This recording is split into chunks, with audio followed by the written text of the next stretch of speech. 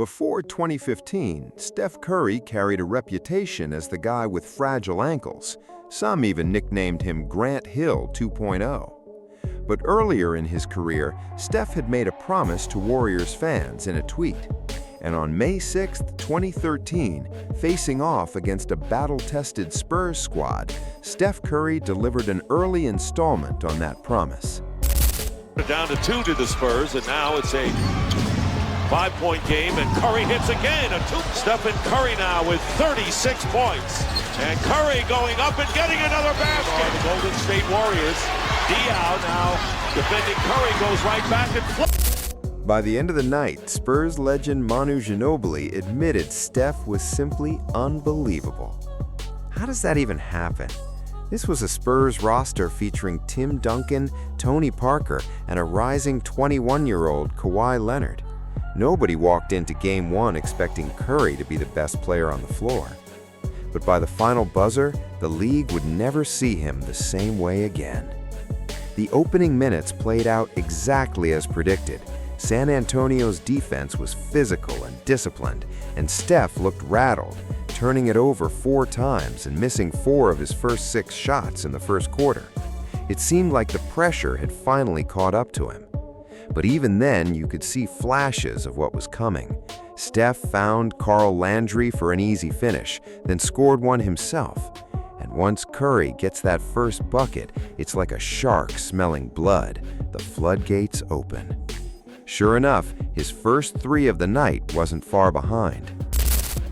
Curry defended now by Parker and Bogut. Just like that, the same player who looked shaken minutes earlier suddenly found his rhythm again.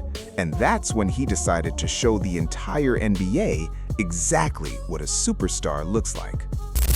This is 9, 42-33. What a no-look pass from Curry. That kind of pass feels routine to us now, after more than a decade of watching Steph deliver plays like it. But back in 2013, this wasn't the Curry people thought they knew. Most fans saw him as a shooter who could catch fire from deep. Very few believed he could actually orchestrate an offense against one of the sharpest defensive units in the league. And nobody was ready for what came next, because the third quarter wasn't just good. It was the kind of performance that had Spurs legends still talking about him long after the final whistle. As the third quarter tipped off, Greg Popovich was probably already asking the question every Spurs coach since has struggled to answer. How do you actually guard this guy? Nobody's cracked it since, and back in 2013, Pop was facing that exact same puzzle for the first time with the same result. By that point, Steph had completely abandoned any concern for what counted as a good shot. Pull-up threes, step-backs, contested jumpers, none of it mattered. If he had even a sliver of space, he was letting it fly, and somehow it kept falling. One play summed up exactly what San Antonio was up against that night. Steph rises up with 2 defenders draped all over him and buries it anyway. Down to 2 to the Spurs, and now it's a 5-point game, and Curry hits. Today, nobody even reacts when Steph pulls up for a shot like that. Back then, though, people probably thought he'd lost his mind. But that's simply because the league hadn't caught up yet. Coaches and analysts still believed a long 2 was a smarter shot than a 30-foot pull-up. Steph was about to flip that thinking on its head for good. And while the threes are what everyone remembers, what made this stretch even terrifying was realizing he could score from just about anywhere on the floor. At one point, he even fumbles the ball mid-move and somehow still manages to will it through the hoop anyway. Now with 20 points, 10 here in the third, and there is it. Well, now they got Corey Joseph challenging Curry. What does he do? He drives in and gets the layup. 7 points. This crowd is silent, and the bench. People remember Steph Curry today as the greatest shooter of all time. But on this particular night, San Antonio discovered something even scarier. He wasn't just launching threes from deep. He was showcasing his ball handling, attacking the rim, and setting up teammates with sharp passes. He could get to any spot on the floor he wanted. And by the end of the third quarter, he'd poured in 22 points during that stretch alone, including 14 straight for Golden State. The Warriors surged to an 18-point lead, and the Spurs looked completely helpless trying to contain him. In that moment, Steph Curry stopped being just a promising young talent. He became a genuine problem. San Antonio realized they needed a new approach.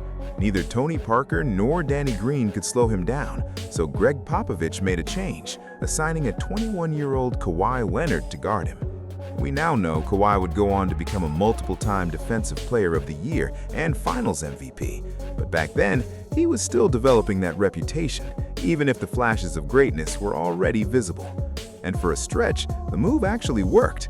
After his 22-point third quarter, Curry managed just 6 points in the fourth as San Antonio clawed back into the game, erasing the 18-point deficit entirely. But even when his shot cooled off, Steph kept finding ways to hurt the Spurs, and one sequence practically foreshadowed the Warriors' dynasty to come. In the second overtime, San Antonio built a 5-point lead that seemed to put the game out of reach, but Steph took over. First, drawing a foul on a drive, cutting the deficit to 3 at the line, then answering right back with a clutch bucket to tie it up. Nowadays, teams trap Steph well beyond the 3-point line the moment he touches it, but in 2013, the league was still trying to process what they were even watching. A point guard capable of scoring from 30 feet, attacking the basket, creating for his teammates, and doing it all across nearly a full 58 minutes of action.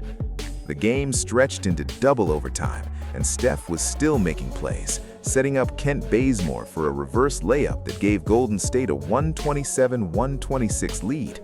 The Warriors were one defensive stop away from stealing Game 1 on the road, but San Antonio had one final answer. With 1.2 seconds left, Kawhi Leonard fired a cross-court inbound pass to Manu Ginobili, who buried the game-winning 3. Steph Curry's masterpiece ended in heartbreak. Jarrett Jack had one last shot to save it, but it rimmed out, and the Spurs escaped with a 129-127 win. The strangest part of it all is that Steph lost, but nobody remembers this game because Golden State came up short. They remember it because this was the night the NBA first looked genuinely afraid of him. He finished with 44 points, 11 assists, 4 rebounds, and 58 grueling minutes against one of the most disciplined defenses the league has ever seen. San Antonio would go on to win the series in 6 games, but the Warriors proved they belonged, stealing Game 2 on the road, tying the series in Oakland, and pushing a championship-caliber Spurs team further than anyone expected. Ultimately, Spurs reached the finals and came within seconds of a title. But for Golden State, something far bigger had begun. This series introduced the Splash Brothers to the world, and it was Steph's first real down payment on the promise of championships he'd made back in 2009. Steph Curry didn't walk away from San Antonio with a win. He walked away with something far more valuable. Because for years, people had called him exciting, talented, fun to watch. But after May 6, 2013, the way people saw him changed for good. Before the titles, before the unanimous MVP, before defenses started picking him up 30 feet from the hoop, that night, he showed the league he wasn't just a great shooter with fragile ankles. He was a superstar. Do you think this was the game that truly put Curry on the map?